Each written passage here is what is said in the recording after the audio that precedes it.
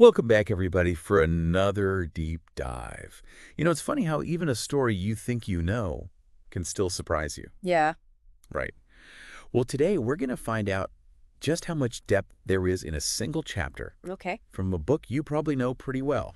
Chapter 11 of Harry Potter and the Chamber of Secrets. Even in a story as beloved as Harry Potter, there are always new layers to uncover. Right. And this chapter in particular, the Dueling Club, it's just brimming with intrigue and those shifting character dynamics and some really powerful magic that goes way beyond just, wands and spells. Exactly. And we're not just revisiting the plot points. We're going to break down why this chapter is so important Yeah, to the overall story. absolutely. Think of it like your cheat sheet to understanding all those nuances and those hidden meanings. Yes. And even how it could be used as like a teaching tool. Yeah, definitely. So let's set the stage a little bit. Okay. Hogwarts is in a state of fear after the attack on Colin Creevey.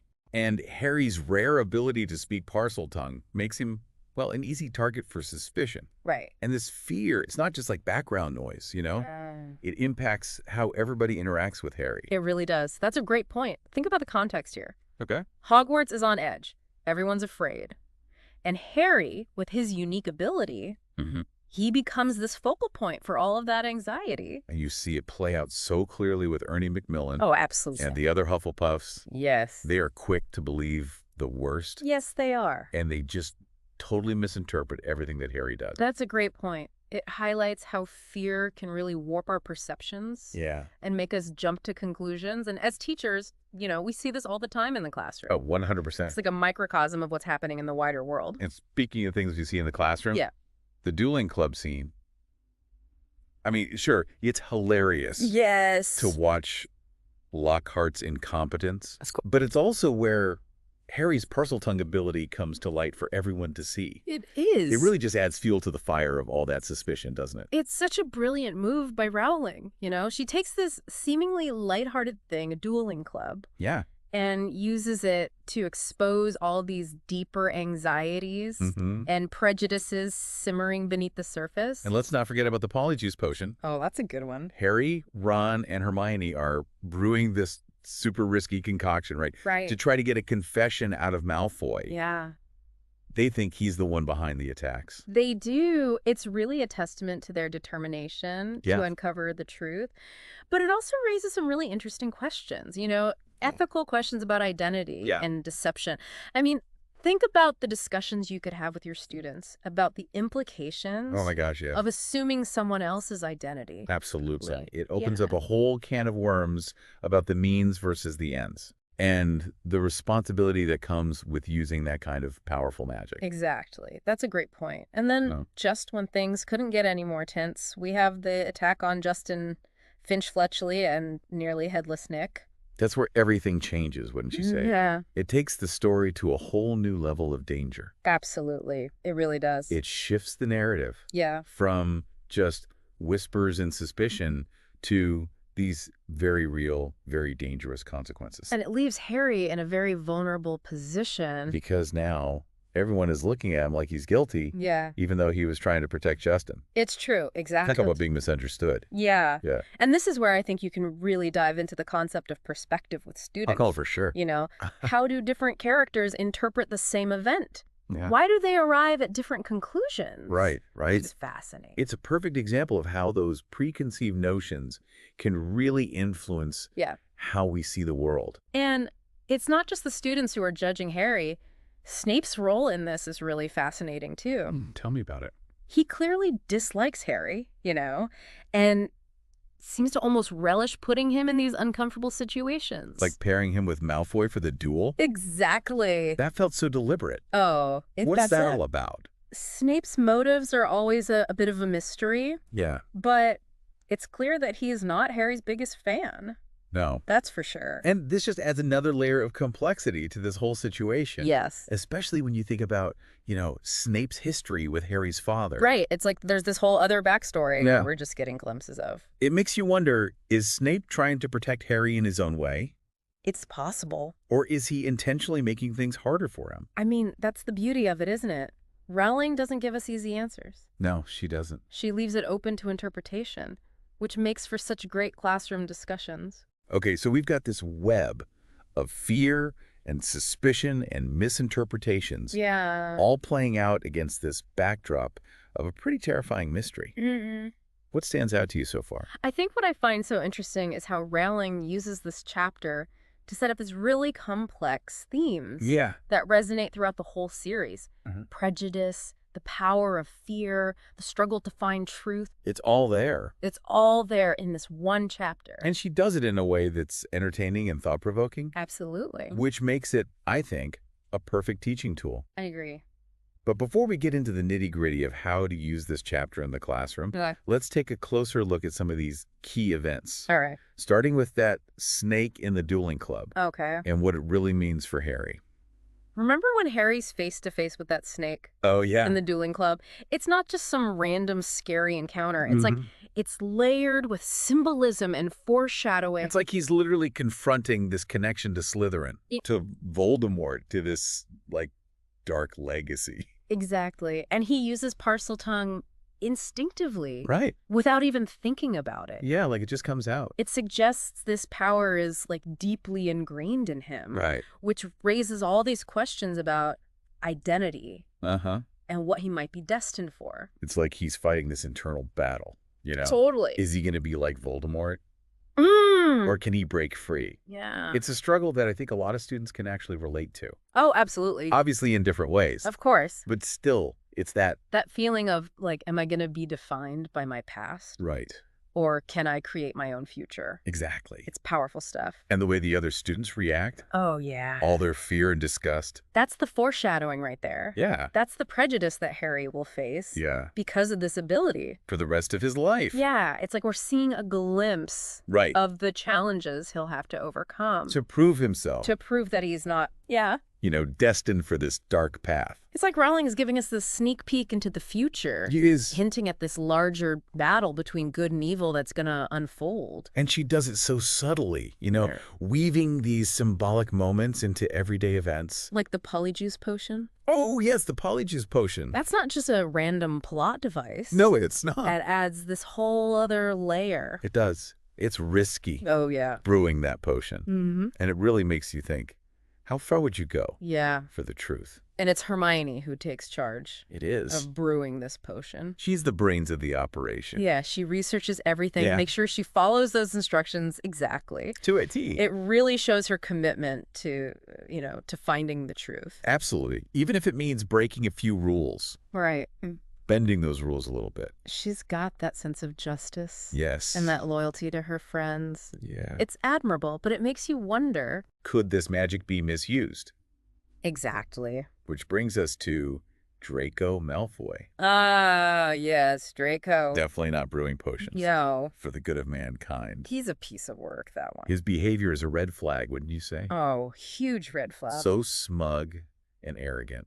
Ah, He clearly loves using magic, to intimidate. to hurt Seems ready to people. cause chaos. And conjuring that snake during the duel, that was intentional. Oh, absolutely. He wanted to scare Harry Of course. and just cause chaos. Yes, classic Malfoy. And then his connection to Snape. Ugh, don't even get me started. That just adds another layer to this whole mess. It really does. Snape is clearly favoring him, Oh, yeah. even whispering instructions to him. During the duel, I mean, what is that about? What is that I about? was like, is Snape really on Dumbledore's side? Right. Or does he have some secret agenda? Who can you trust? Exactly. Okay, so we've got all this tension and intrigue. Yeah. But there are these moments of humor sprinkled in. Yes, Yeah. it's true. Like Lockhart's attempts Oh, my God. to demonstrate those defensive spell. It's almost a relief when those scenes pop up. It is like a breath of fresh air. It is. It's so funny. And it's not just funny. No. It also highlights the difference Yeah. between real magical skill Yes. and just, putting on a show. Like Lockhart. Exactly. All show, no substance. It's a good reminder It is. not to blindly trust authority figures. That's so true. And then you have Snape, Yeah. who's so effortlessly good at magic, Yeah. even if he uses it for questionable reasons. It's almost like they're opposite. You are. Uh-huh. Complete opposites. True. One's all flash and no substance. Yeah. And the other one Yeah, is, it's all substance. yeah, and maybe a little too much substance. Right. A little too intense. But that contrast, I think, makes the whole chapter more dynamic. It does. Rowling balances those lighter moments Yeah. with the really serious stuff to Yeah. keep us hooked. Keeps you on the edge of your seat. Yeah, even when you know how the story ends. So we've talked about the dueling club, the snake, the potion, the attacks. What does all of this mean for Harry? I think this is a turning point for him. Yeah. You know, he's becoming more isolated, more suspect. Everyone's looking at him. Yeah. Sideways. That parcel tongue ability, it's made him a target. And then the attacks, they just reinforce that prejudice against him. He's being judged for something he didn't do. Wrong place, wrong time. Exactly. And it forces him to face some hard truths. What do you mean? Well, he's realizing that people won't always believe him, Yeah. even when he's telling the truth. Oof. And that good intentions can be twisted around. Like a tough lesson to learn. It is. Especially when you're, 11. Yeah, especially at that age. But it's a lesson that I think a lot of our students are probably going through too. I agree. Figuring out who to trust. Yeah. Navigating those social dynamics. It's all part of growing up. It is. Figuring out who you are in a world that doesn't always make sense. So where does this chapter leave us Oh, good question. in terms of the rest of the book? Okay, well, this chapter lays the foundation for several plot points that are going to drive the story forward. Right. Well, the polyjuice potion, for example, is going to be key to Harry's investigation Makes sense. into the Chamber of Secrets. Okay. And his parcel tongue ability, that's not going away. No. That's going to keep coming back. Right. Both as a strength, and as something that makes people suspicious of him. Yeah, it's a double-edged sword. It really is. And this whole experience with prejudice, it's going to shape him. How so? It's going to shape how he sees the world, how he interacts with others. It's like this defining moment for him. It is. Isn't it? Yeah. Things are about to get really interesting. Oh, I can't wait. Buckle up. What I find so fascinating is how Rowling uses this chapter to introduce these big, complex themes, develop the characters, and then hint at everything that's to come. She's a master storyteller. It's a master class in storytelling. It really is. We could talk about this chapter forever. We could. But we want to give you actionable takeaways for the classroom. Right. So how can teachers use the dueling club Okay. to create these amazing learning moments for their students? Well, this chapter is like a gold mine Oh, yeah. for getting students to think critically and to analyze Yeah. and even to write creatively. Okay, give me some specific ideas that teachers can use. Okay, well, you could have a debate about the ethics of the polyjuice potion. I love it. Right. Is it okay to assume someone else's identity? Right. Even if it's for a good cause? To find out the truth. Exactly. What's a good one? Or you could have students analyze those different reactions to Harry's parcel tongue ability. Why are their responses so different? What does that say about them? What does it say about how they see the world? Exactly. Yeah. You could even have them write a scene Ooh, I like that one. from another character's perspective. Yep. Like, how would Draco Malfoy see this whole thing? Oh, interesting. Right. Or Ernie Macmillan. Yeah. The possibilities are endless. I love that. The key is to get them to dig into that text. Yeah. Explore those different viewpoints. Right. And connect what happens to those bigger themes in the book. It's not just about the plot. It's about...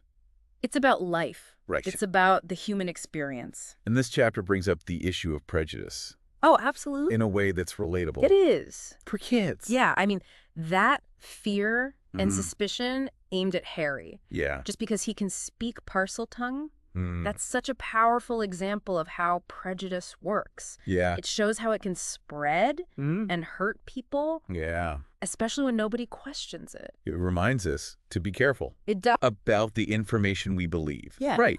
To think for ourselves. Absolutely. And to stand up Yes. for what's right. Yeah. Even when it's hard. Even when it's unpopular. Yeah. Even when it's scary. And the classroom is the perfect place to start It is. having those important conversations. It's a safe space for students to explore these issues and to build that empathy. and understanding for others. So what are some key takeaways for teachers Okay. who want to use this chapter in their lesson plans? First, don't underestimate the power of a single chapter. Oh, that's so true. Even one like the dueling club Yeah. can lead to some really profound discussions. Okay, what else? Second, encourage your students to think critically. Okay. Look beyond the surface Yeah. of the story. There's always more to discover. Okay, I'm writing this down. And third, use this chapter as a springboard Okay. to talk about those real-world issues Like prejudice, like standing up for what you believe in. Those are things that matter. They do. Both inside and outside the classroom. Okay, so we've unpacked a lot. We have. But before we wrap up, Yes. our deep dive On the Dueling Club. Yes. we want to leave you with something to think about. Okay, I like it. Remember how Harry tries to defend himself Yeah. against Ernie's accusations? Mm-hmm. And Ernie just won't listen? Nope. He's so convinced that Harry is guilty Yeah. that nothing can change his mind. It's like he's made up his mind. Yeah. And that's it. That's it. And it leads to a really important question. What's that? How do we fight prejudice Yeah. and fear? When logic and evidence aren't enough. Ooh, that's a good one. That's a question that we've been grappling with for centuries. Yeah, for centuries. It's a big one. It is. And it's something to think about. Yeah. As you explore Harry Potter with your students. And it's a question we hope you'll carry with you outside of the classroom, too. Absolutely. Because it's relevant to all of us. It is. No matter who we are. No matter where we come from. Or what we believe. We all face prejudice. Yeah. We all have to decide how we're going to respond to it. How are we going to fight it? How are we going to make the world a better place? Yeah. It's a big task. It is. But it's one that we can all be part of. And that's what makes Harry Potter so powerful. It is. Because it shows us that even in the darkest of times, there's always hope. There's always a way to fight back. And there's always a reason. Always a reason. To believe in a better future. So keep fighting the good fight. Yes. Keep asking those tough questions. And keep believing. Keep believing. In the power of love. And kindness. And understanding. To change the world. Until next time. See you then. We've talked about the symbolism and the tension, but we can't forget about the actual attack. Right. On Justin and Nearly Headless Nick. Oh, absolutely. This changes everything, doesn't it? It really does. The story goes from whispers and suspicion to a very real threat. Yeah. The stakes are higher. The danger is no longer just a rumor. And it's not just Justin who's attacked. Right. Nearly Headless Nick is a victim, too. Which is a big deal.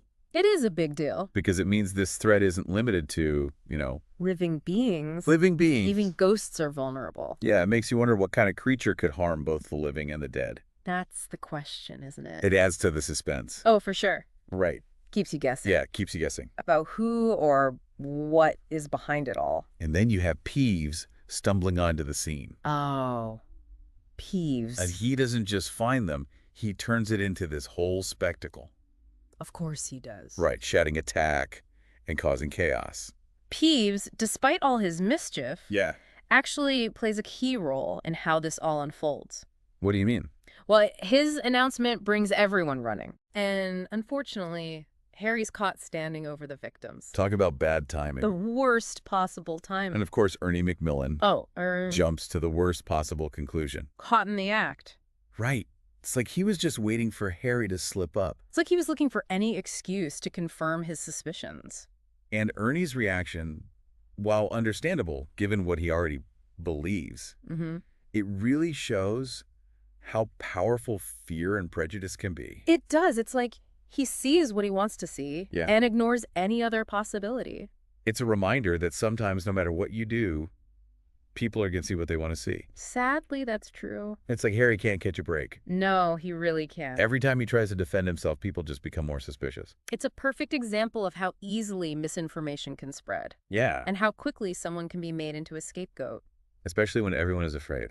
Especially when everyone's afraid. And then, to make matters worse, the chapter ends with Harry being escorted to Dumbledore's office. Dun, dun, dun. Talk about a cliffhanger. Right. You're left hanging. Wondering if he's going to be able to prove his innocence. Exactly. It's amazing how this one chapter, I know, the Dueling Club, is so much more than just a lesson about dueling. It is. It's really a microcosm of the big themes that we see throughout the entire book. Oh, yeah, absolutely. Prejudice, fear, truth, trust.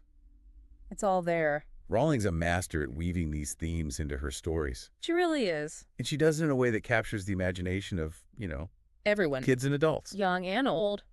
So, after taking this deep dive into the Dueling Club, what are some of the big takeaways for us? Okay. As readers and as teachers? I think the most important takeaway is that things aren't always as they appear. Oh, that's good. We need to be critical of the information that we're given, question what we believe, look at things from multiple angles. Before we judge. Exactly. That's a lesson we can all benefit from. Yeah, for sure. In our personal lives and in the classroom. It's also a reminder to be empathetic. Yes. Empathy is so important. On understanding, right? Harry's experience really shows It does. how easily prejudice can take root. Yeah. And how hurtful it can be to just judge people based on stereotypes or fear.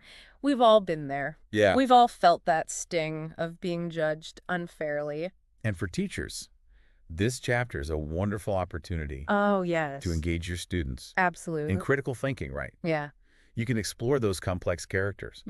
Talk about the ethics of the Polyjuice Potion. Yes. Examine the impact of prejudice on individuals and communities. It can lead to some really powerful conversations. It can. In the classroom. And you can also use this chapter to spark creativity. Oh, absolutely. Right? Have your students write from different characters' perspectives. Love it. Imagine alternate scenarios. Or even continue the story from where it leaves off. So many possibilities. The possibilities are truly endless. They are. The most important thing is to encourage students to connect with the text. Yes. On a deeper level. To think critically.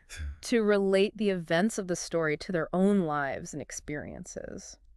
This deep dive has been so insightful. It has been fun. We've uncovered hidden layers of meaning. Explored those complex characters. Yes. And discussed these really important themes that resonate with all of us. I agree. And we hope you've come away with a deeper appreciation for the power of storytelling. Absolutely. And the importance of critical thinking. It's more important than ever. It is. In today's world. Until our next deep dive. See you then. Keep those thinking caps on. And remember, there's always something new to discover. Always.